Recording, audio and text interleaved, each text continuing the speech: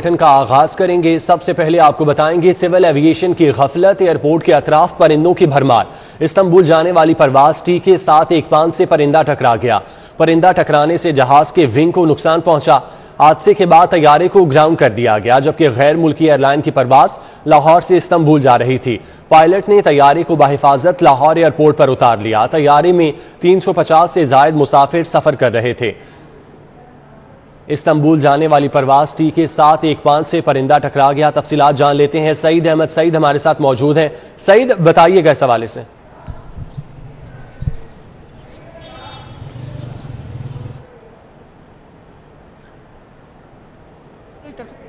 सईद से हम राब्ता करने की कोशिश कर रहे हैं। सिविल एविएशन की गफलत और एयरपोर्ट के अतराफ परिंदों की भरमार। इस्तांबुल जाने वाली परवाज टी के साथ एक पान से परिंदा टकरा गया। परिंदा टकराने से जहाज के विंग को नुकसान पहुंचा, जबकि हादसे के बाद तैयारे को ग्राउंड कर दिया गया। गैर मुल्की एयरलाइन की परवाज लाहौर से इस्तांबुल जा रही थी। पायलट ने तैयारे को बाहिफाजत लाहौर एयरपोर्ट पर उतार लिया। तैयारे में 350 से जायद मुसाफिर सफर कर रहे थे। मुसाफिरों को इंटरनेशनल डिपार्चर लाउंज में मुंतकिल कर दिया गया। तैयारे की रवानगी गैर मुअय्यना मुद्दत के लिए मनसूख कर दी गई। परवाज मनसूख होने पर मुसाफिरों का एयरपोर्ट पर एहतजाज। परवाज में ताखीर के बायस मुसाफिरों को घर जाने का मशवरा दिया गया। मुसाफिरों का एयरलाइन के होटल में मुंतकिल करने का मुतालबा, जबकि ASF ने एहतजाज रोकने के लिए नफरी तलब कर ली। आपको बताते चलें कि सिविल एविएशन की गफलत सामने आई है। एयरपोर्ट के अतराफ परिंदों की भरमार है। इस्तांबुल जाने वाली परवाज टी के साथ एक पान से परिंदा टकरा गया, जबकि परिंदा टकराने से जहाज के विंग को नुकसान पहुंचा। हादसे के बाद तैयारे को ग्राउंड कर दिया गया। गैर मुल्की एयरलाइन की परवाज लाहौर से इस्तांबुल जा रही थी। पायलट ने तैयारे को बहिफाजत लाहौर एयरपोर्ट पर उतारा। तैयारे में 350 से जायद मुसाफिर सफर कर रहे थे, जबकि मुसाफिरों को इंटरनेशनल डिपार्चर लाउंज में मुंतकिल कर दिया गया। तैयारे की रवानगी गैर मुअय्यना मुद्दत के लिए मनसूख कर दी गई है। परवाज मनसूख होने पर मुसाफिरों का एयरपोर्ट पर एहतजाज और परवाज में ताखीर के बायस मुसाफिरों को घर जाने का मशवरा दिया गया। मुसाफिरों को एयरलाइन के होटल में मुंतकिल करने का मुतालबा। ASF ने एहतजाज रोकने के लिए नफरी तलब कर ली है। सईद अहमद सईद से हमारा राब्ता बहाल हुआ है।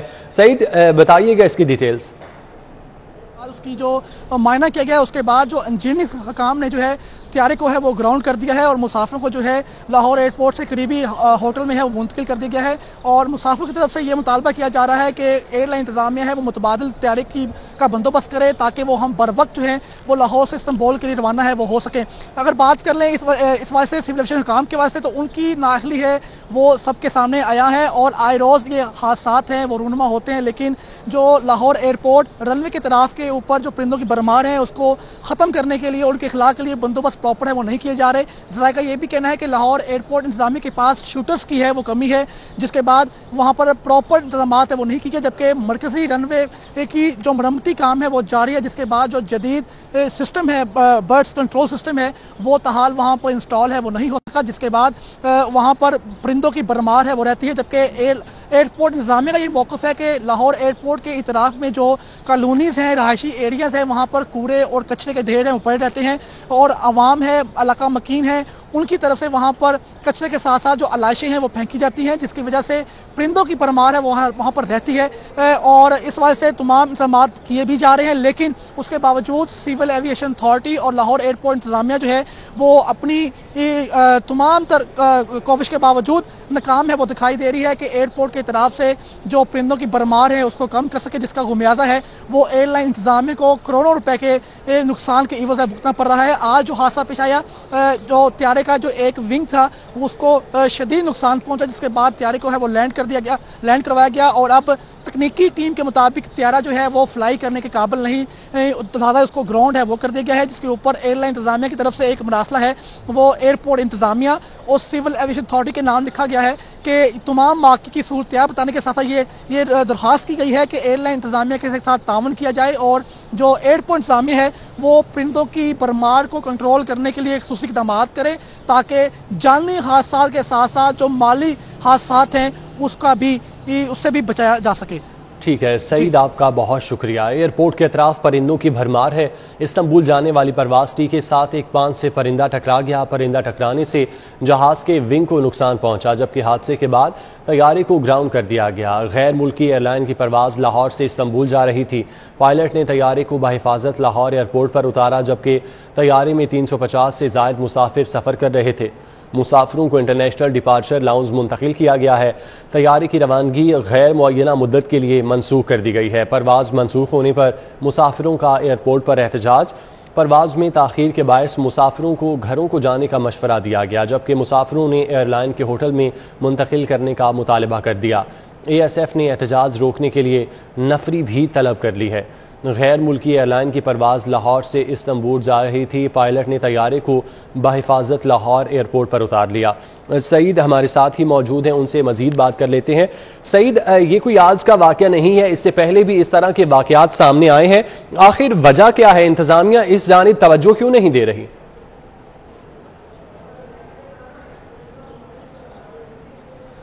जी बिल्कुल, इंतज़ामिया का जो सबसे अहम फ्लॉ है वो ये है कि यहाँ पर गुज़िश्ता तकरीबन 1.25 साल से लाहौर एयरपोर्ट का जो मरकज़ी रनवे है उसकी मरम्मती काम है वो जारी है, जिसके बाद उसको तैयारों की लैंडिंग और टेक ऑफ के लिए मुकम्मल तौर पर बंद है वो किया हुआ है। और जिसके साथ जो तमाम जदीद सिस्टम हैं, जिनमें ILS Cat 3 सिस्टम समेत बर्ड कंट्रोल सिस्टम है वो बंद हो चुके हैं और नए सिस्टम इंस्टॉल हैं वो अब होंगे, जिसकी वजह से एक जो वजह ये बताई जा रही है। दूसरी वजह जो अहम वजह है वो इंतज़ामिया के पास जो बर्ड शूटर्स की कमी है उसका इंकशाफ है वो भी हुआ है, जिसकी वजह से बर्ड को कंट्रोल करने में इंतज़ामिया है वो ताहाल नाकाम दिखाई दे रही है। लेकिन इंतज़ामिया का मौक़िफ़ ये सामने आया है कि एयरपोर्ट के हदूद के तराफ के साथ जो कॉलोनी है, रहायशी कॉलोनियाँ, वहाँ के इलाका मकीन की तरफ से कूड़ा और कचरा जो है उसके ढेर लगे रहते हैं, जिसको इंतज़ामिया उठाती नहीं, और उस कचरे की वजह से जो परिंदों की भरमार है वो लाहौर एयरपोर्ट रनवे के तराफ में मौजूद रहती है, जिसको कंट्रोल करने के लिए हर मुमकिन कोशिश तो की जाती है। लेकिन रिसोर्स की कमी की वजह से, मेन मरकज़ी रनवे को बंद होने की वजह से और शूटर की कमी की वजह से एयरपोर्ट इंतज़ामिया इस काबिल नहीं है कि मुकम्मल तौर पर तैयारों की हिफाजत के लिए परिंदों के इंखला को है मुकम्मल बना सकें, जिसकी वजह से ये हादसा रूनुमा होते हैं। गुज़श्ता साल की बात करें तो गुज़श्ता साल 2020 के अंदर जो मुल्क के अंदर हादसा रूनुमा हुए तैयारों के, उसमें रिकॉर्ड हादसा थे वो लाहौर एयरपोर्ट पर तकरीबन 150 से ज़ायद परिंदे टकराने के हादसा थे वो रूनुमा हुए। और लाहौर एयरपोर्ट तमाम पाकिस्तान के एयरपोर्ट में सर फहरिस्त था कि 150 से ज़ायद हादसा थे वो परिंदे टकराने के हुए। और इस साल की बात करें तो इस साल भी तकरीबन 40 से ज़ायद अब तक तकरीबन 2 माह के दौरान हादसा है वो रूनुमा हो चुके हैं। लेकिन इसके बावजूद जो इंतज़ामिया की तरफ से खातिरखा इंतजाम है वो नहीं किए जा रहे, की जानिब से खातिरखा इक़दाम नहीं किए जा रहे। सईद, आप हमारे साथ मौजूद रहिएगा। सिविल एविएशन में बड़े पैमाने पर एयरपोर्ट मैनेजर के तबादले कर दिए गए। लाहौर और मुल्तान एयरपोर्ट के एयरपोर्ट्स मैनेजर तब्दील कर दिए गए। एग्जीक्यूटिव ग्रेड 8 के सीनियर अफसरान को हटाकर मुल्तान भिजवा दिया गया। सईद से इस हवाले से बात कर लेते हैं। सईद, कौन कौन से अफसरान हैं जिनके तबादले किए गए हैं?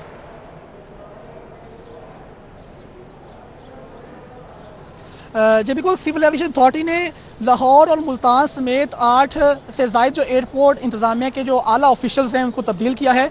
लाहौर के जो एयरपोर्ट मैनेजर थे अख्तर मिर्ज़ा, उनको लाहौर एयरपोर्ट से हटाकर जो एक्टिंग डायरेक्टर ऑपरेशन है वो तैनात करने की हिदायत हैं वो की गई हैं। जबकि ग्रेड 7 के जो अफसर नज़ीर अहमद खान को है वो लाहौर एयरपोर्ट का मैनेजर है वो तैनात करने की नोटिफिकेशन है वो जारी किया गया है। इस समेत जो मुल्तान और दीगर जो हेडक्वार्टर हैं सिविल एविएशन अथॉरिटी के, उसके भी तकरीबन 7 से ज़ायद आला अफसरान के तबादले हैं वो किए हैं। और DG सिविल एविएशन अथॉरिटी की हिदायत की रोशनी में इस बात से नोटिफिकेशन है वो भी जारी कर दिया है।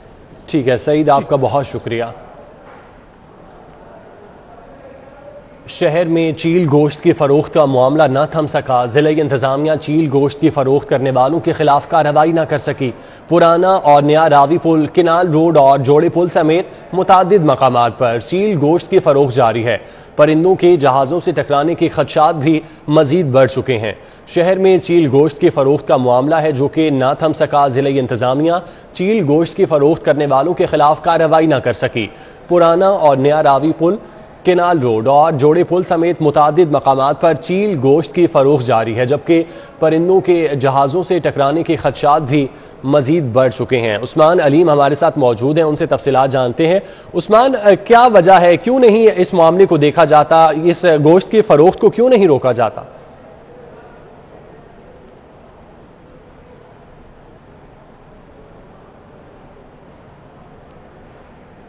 उस्मान, आप हमें सुन पा रहे हैं तो बताइएगा, इंतजामिया इस हवाले से इकदाम क्यों नहीं करती है?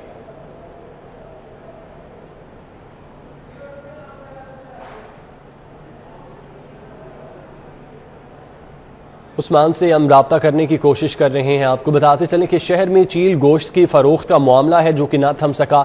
ज़िले इंतज़ामिया चील गोश्त की फ़रोख्त करने वालों के खिलाफ कार्रवाई न कर सकी। पुराना और नया रावी पुल, केनाल रोड और जोड़े पुल समेत मुतादिद मकामात पर चील गोश्त की फ़रोख्त जारी है। उस्मान से हमारा राब्ता बहाल हुआ है। उस्मान, आए रोज़ परिंदों के जहाज़ों से टकराने के खदशात हैं जो कि मज़ीद बढ़ रहे हैं, ऐसे वाक़यात सामने आ रहे हैं। इंतज़ामिया चील गोश्त की फ़रोख्त को क्यों नहीं रोक पा रही?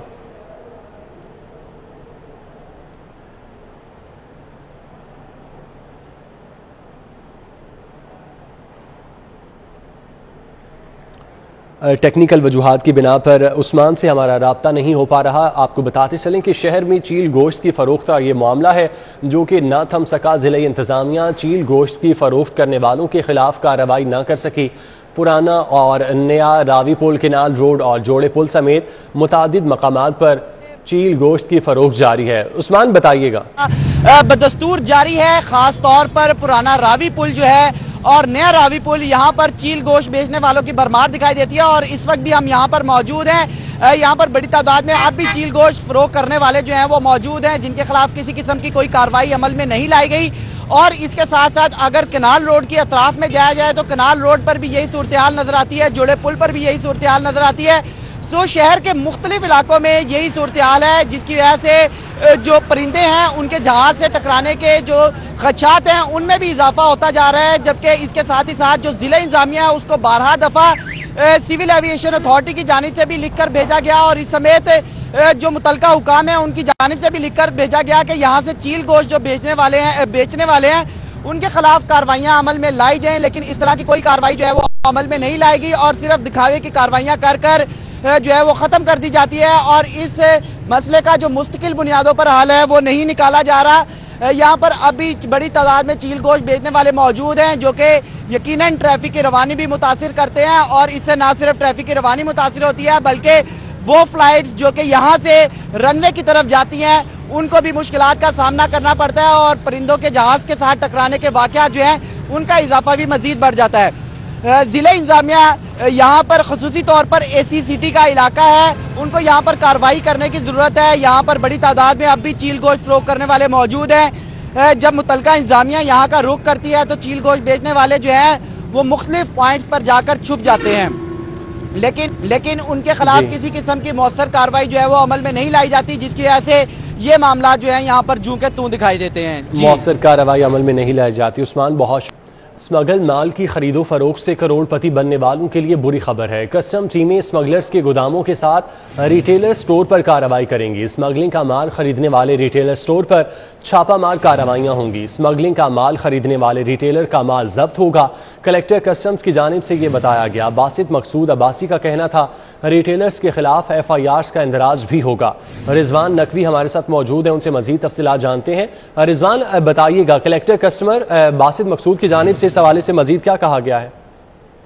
जी बिल्कुल, स्मगलिंग के धंधा में मुलव्वस स्मगलर्स की प्रॉपर्टीज़ और जायदादें और गाड़ियां जो हैं ये जब्त करने के हवाले से कस्टम्स की तरफ से कार्रवाइयां शुरू कर दी गई हैं और इसके साथ साथ ऐसे रिटेल स्टोर्स जो कि कस्टमर्स हैं जो कि स्मगलिंग का माल ख़रीद के आगे मार्केट में सेल करते हैं उनके खिलाफ भी जो है वो कस्टम्स की जानिब से कार्रवाइयों का आगाज़ कर दिया गया है। यहाँ पे कलेक्टर कस्टम्स लाहौर बासित मकसूद अब्बासी मौजूद हैं, उनसे बात करेंगे। सर, ये बताइएगा कि ऐसे जो स्मगलर्स हैं जो कि रातों रात अरबपति बन जाते हैं स्मगलिंग का माल ख़रीद के और मार्केट में सेल करके, उनके खिलाफ क्या कार्रवाइयाँ की जा रही हैं और रिटेल स्टोर्स जो हैं इनको किस तरह से आप फाइंड करेंगे कि ये भी स्मगलिंग के धंधे में मुलव्वस हैं, स्मगलिंग का माल ख़रीद रहे हैं? जी, पहले तो ये होता था कुछ अर्सा पहले तक कि जो लोग स्मगलिंग के कारोबार में मुलव्वस थे उनको जब पकड़े जाते थे तो उनका सामान जब्त होता था, उनको कुछ अर्सा सज़ा होती थी, जुर्माना होता था।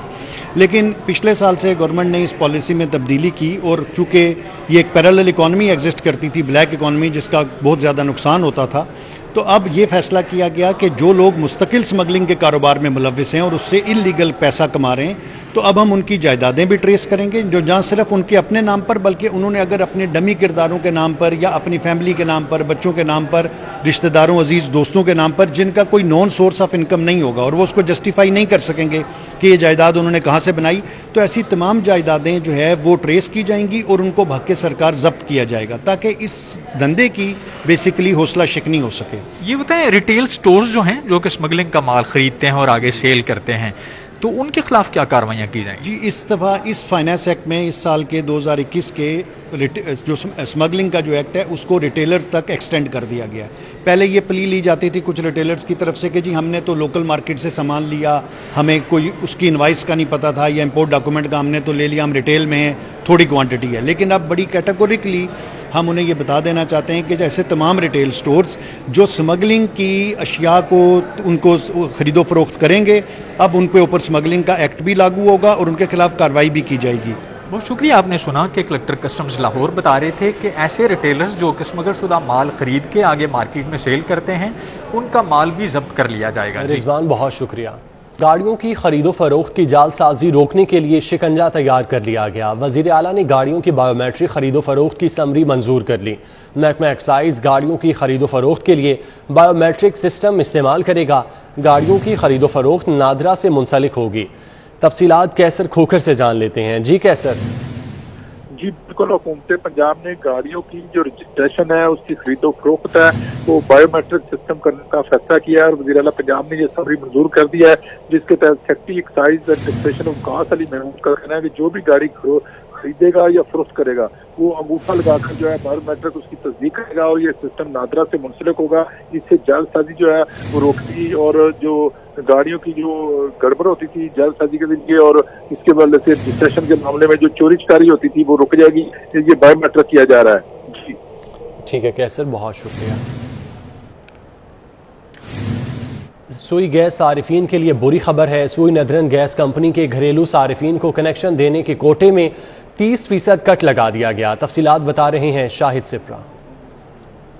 विफाक से सुई गैस के सार्फिन के लिए बुरी खबर सामने आई है, क्योंकि ओगरा की जानिब से सुई नॉर्दर्न गैस कंपनी के घरेलू सार्फिन को कनेक्शन देने के मामले में जो कोटा दिया गया था उसमें 30% तक कमी कर दी गई है। जरानी ये बताया है कि माह जुलाई में जब रवा माली साल का आगाज हुआ तो ओगरा की जानिब से SNGPL को कोटा नहीं दिया जा रहा था, जिसके बाद कंपनी ने एडहॉक की बुनियाद पर 56,000 लाहौर रीजन में सार्फिन को कनेक्शन लगाने की इजाज़त दी। ताहम अब ओगरा की जानिब से उसमें मजीद कमी कर दी गई है और लाहौर रीजन की सिर्फ बात की जाए तो अब 56 की बजाय सिर्फ 40,000 सार्फिन को एक साल के दौरान कनेक्शन दिए जा सकेंगे। हालांकि लाहौर रीजन में 2 लाख से ज़ायद सार्फिन हैं जिन्होंने अपनी दरखास्तें सबमिट करवा रखी हैं और उनको मुसलसल 4 साल इंतजार के बाद डिमांड नोटिस का इजरा किया जाता है। इस वक्त दिसंबर 2017 में जमा होने वाली दरखास्तों पर डिमांड नोटिस का इजरा किया जा रहा है। अब शाहिद, बहुत शुक्रिया। हालत के अंधेरे मिटाने और इल्म की शमा जलाने वाले असातिज़ा की अजमत को सलाम। हमारी हुकूमतों ने तालीम को तरजीह तो करार दिया, लेकिन अमली इक़दामात उसके बरक्स रहे। वर्ल्ड टीचर डे मनाने का मकसद उस्ताद की खिदमत को खिराजे तहसीन पेश करने के साथ उन्हें दरपेश मसाइल के हल के लिए कोशिश भी करना है। उस्ताद वो फर्द है जो स्कूल में हो तो बच्चे को आदाब जिंदगी सिखाता है, सलीका बताता है, कॉलेज और यूनिवर्सिटी में तलबा को जदीद उलूम से रोशनास कराता है। उस्ताद की अजमत ही इंसान को रोशनी का मीनारा बनाती है। यूनेस्को 1966 से असातिज़ा को इज्जत देने के लिए ये दिन मना रही है। ये जो उस्ताद है ये आला मुआशरे की तश्कील में इंसानों की जो तरबियत है वो बुनियादी किरदार अदा कर रहा होता है। ये जो दिन मनाते हैं हम, ये एक्चुअली तजदीद अहद का दिन होता है, अपनी भूली हुई ड्यूटियाँ याद दिलाने का दिन है। ये ज़रूर मनाने चाहिए। इससे इंसानों को ये ख्याल रहता है कि सोसाइटी का ये सेगमेंट है जो इसमें कोई शक नहीं कि कौमों ने जदीद अलूम की बुनियाद पर तरक्की की मनाजिल तय की और इन अलूम को सिखाने में असातिज़ा का कलीदी किरदार रहा, लेकिन बदकिस्मती से हमारे यहाँ उस्ताद को वो मकाम नहीं मिल सका जिसके वो हकदार हैं। तो मेरा ख्याल है कि सबसे बड़ा हक ये है कि टीचर से उसकी राय ली जाए, उसको अपनी पॉलिसी साजी में शामिल किया जाए और उससे ये पूछा जाए कि सिस्टम को अगर हमने इम्प्रूव करना है तो तुम्हारी क्या राय है। तो ये एक बुनियादी हक है। बाकी एक अच्छा टीचर जिसकी मैं समझता हूँ कि आज भी पूरी सोसाइटी में रिस्पेक्ट है, वो रिस्पेक्ट उसके अपने अमाल और अपने किरदार और अपनी क्वालिटीज़ की वजह से हैं। एक अच्छा टीचर, उसको आज भी रिस्पेक्ट की नज़र से देखा जाता है। मैं असातिज़ा की तकरीम का तकाजा है कि रियासत तालीमी मंसूबों में उनसे मुशावरत यकीनी बनाए और उन्हें मुआशरे में हकीकी मकाम देने के लिए इक़दामात उठाए। कैमरामैन मोहम्मद शाहिद के हमरा अकमल सुमरो, सिटी 42। अब तक के लिए इतना ही।